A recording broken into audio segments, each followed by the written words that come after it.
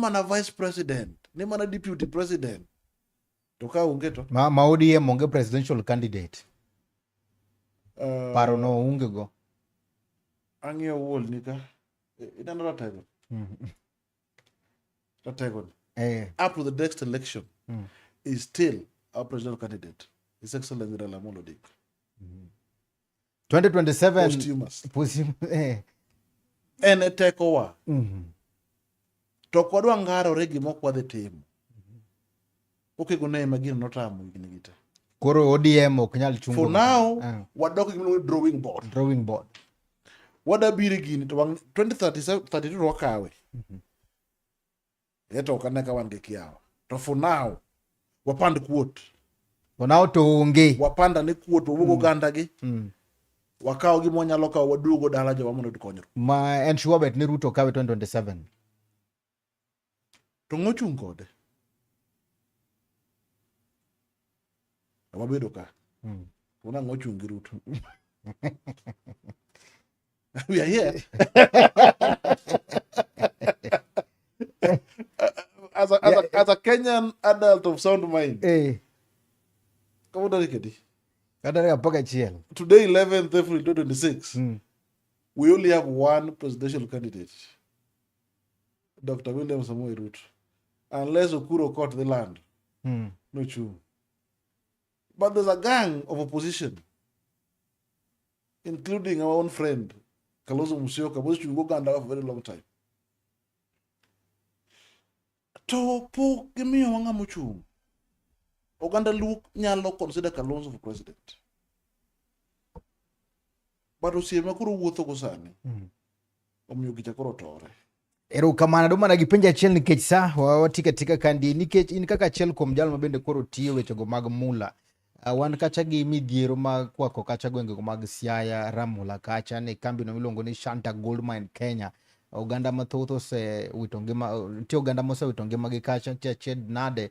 Ang'o matimore kacha to ang'o monego bed ni tim ne jodak mar Ramula? Let me first register my displeasure and of course condolences na joma oselalo ngimagi e kanyo mar kunyo mula mar Ramula. Ramula is one of the richest areas in this region. And Ramula draws attention marwa to management kaka wa manage mwandu wa mag piny area mar Namka. Onego beni Shanta Gold ichuno gi sirkal mondo tigi cooperative approach area mar Ramula. Mondo duok teko ne weg mwandu magin jopiny. And in that process, jopiny biro bedo gi teko mar ensuring ni kuonde magitiye nigi sufficient safety measures. Ka ng'ama ne wanda mula da wacho ni kuonde mikunye mula okidhiye to chunyi nyalo go kipi. Nikech buro kuny madhi piny katin to mita 80 kata 90. Koko ringe bolo kilomita mok di kwan tiek. Inya bedo kato kar ng'ado kunye budi katike. Nikech bugo no kunyo tonglo. To biro nyaka ka. To so ibedo kane. Reef machwe magolo mula ni budi. Kaya makosa kunya ni wae. To digo lege gotonglo. And the problem one going government working enough energy is safeguarding artisanal miners. And artisanal miners laborers met you ne kambi madong machala Shanti. Ilongona Shanti kusanga. Shanta. Shanti is the biggest from Canada. Shanta gold should be compelled. Ni one nyage ger book ni maber to safeguard ngima. And two, the locals through their cooperatives should be party to that process. And you are mawuga kuonde mikunya mola gi okupogore gi lal mar ngima to en kaka jogo chiwo mwandu back to the community. Bedo ng'ato no biro rent low jaduong' moro bende gi nengo mar kata mana $2 million. To in the process oseloso 1 billion. E lobne. Jaduong' ni wacho ne ni nakia ni mwandu ni ye kama chalo kama. So based on the prevailing circumstances, we review engagement. Tido ako ni keja duong' lori nono, inyose gi gi loch nanga. So onego bed obedo gi comprehensive dialogue. Joramula should have comprehensive dialogue with that company and the government and local actors. Mondo jopiny owach ka gidwaro solution gi te nigi joramula. En mani ok winjgi. But onego winjgi. Winjo ka ng'ato ywak malit Ramula kanyo ni polis obiro ba tear gas, ng'ato kia mtoko gweyo the other day. And tear gas ok gol dhahabu e lo. En jopiny makunyo dhahabu. So there's no need for tear gas. Let the dialogue take place. Mondo kambi no wuog gi jopiny.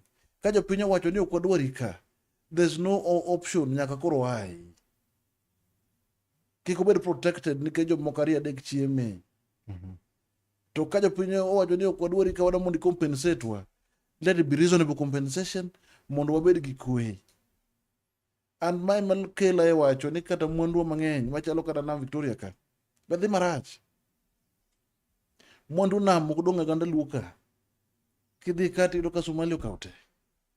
To jowa ema dhi ema para. Manene nam dala 3-4 moduogi mbuta. To mwandu mbuta no ok wane, en jo Somali gi jo Uganda. So jotendwa must also come together, me included, mondo empower Uganda wa, mondo chak harness the wealth mantie resources ma Nyasaye nomiyo wa machalo nam and very many mines. Ineno ka mula wuok Yugis, jo Kuyugi ni maber. Ineno ka mula ni Bondo, gikunyo maber. Chokidhi malo Migori pod gidhi maber. So when sure ni regions wagi are well supported, mondo the wealth man natural ma Nyasaye nomiyo wa kik lal e lwet welo. Nyaka wuono wawe mwandu walal e lwet welo to jodo dong' kudhier. Mano nyaka watamre. Erokamano maduong' ahinya kuom gajwang' nikech sa ka othul makena magoni erokamano maduong' ahinya kuom kete mana e chunyo nagi TV adundo jaluo kamano wan kende kaachiel koda moluor Jonathan Okoth Opande aka Mula jachung' mar koma mbunge ma Nyakach. Wan ka gi Jeje Adero Joash erokamano maduong' ahinya kuom kete kanyo. Wan gi Derek Wood Kisumu wacho ni mjumbe. Wan ka gi Derek wacho ni mjumbe madhi bedo kache erokamano kokamano nikech sanya kuom gajwang' ka othul makena magoni erokamano maduong' ahinya. Erokamano bende ne Medusa mar chenro niluongo ni Nelson Mandela Okore mano wuod Ofunyo Jerusalem. Kapok watieko to ma kamera mari gin ma bende di nyis koro jo Nyakach waikore yiero ma 2027 dweche koro ringo. Karo Funyo kanyo we piny maler. Piny maler. Karo Funyo kanyo awe piny maler. Piny maler. Nado Funyo Jerusalem piny maler. Ler ne to gine ma ging'eyo. Ne ya ma jo Nyakach amosu kendo koro sa oloko imore uru.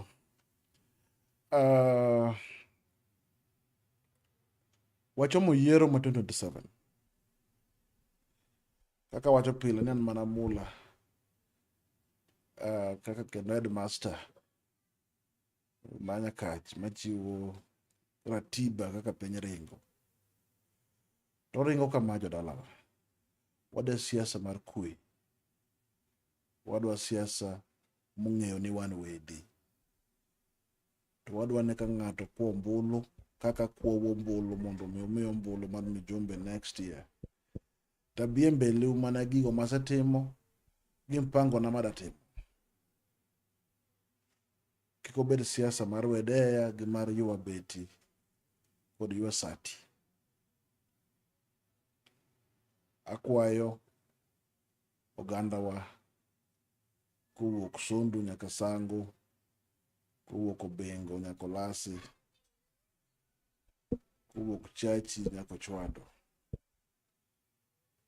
ni wagombo ni wabed gi yiero no makare. An kaka Mula gigo masetimo Nyakach ok dawache TV ka duto. Mana tamo nagi TV dhi nindo. Ung'eyo kaka wasedak kodu, kendo ung'eyo gigo mwatimo, kendo ung'eyo gigo mapod watimo e kor gwengewa. On the women empowerment ma wachako this month, akwayo ni kaluongo the meetings e kor gwengewa to ensure new women groups mano bedo mopped out will show up mondo wachak the empowerment project no in earnest. Later this month, wadhi chako our empowerment from the chuny Nyakach, the central Nyakach, mondo wa roll out yorno makonyo minewa e wechege mag aswekra. A confirm nu oganda maroyowa ni wach kuodhok ma wasika wacho pile dhi wadhi tieko. To bende confirm na jowa mantie wasare gi game gi jogo man sango ni weche mag pong' pi ma kinde ka kinde be wadhi tieko.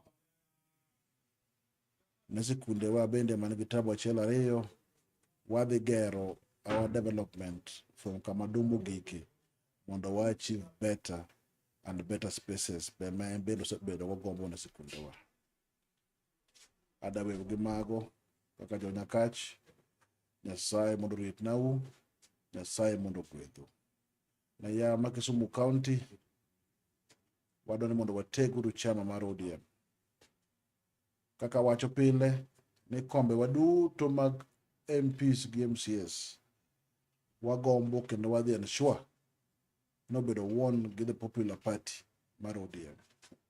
Wadhi engage the leadership mondo wa ensure that the party is popular and always relevant e pa jopiny mondo mi wabed gi yiero no makare. And to our party ODM, long live the party leader. And to our nation Kenya, may we have peaceful and well-planned elections and long live the president. Thank you.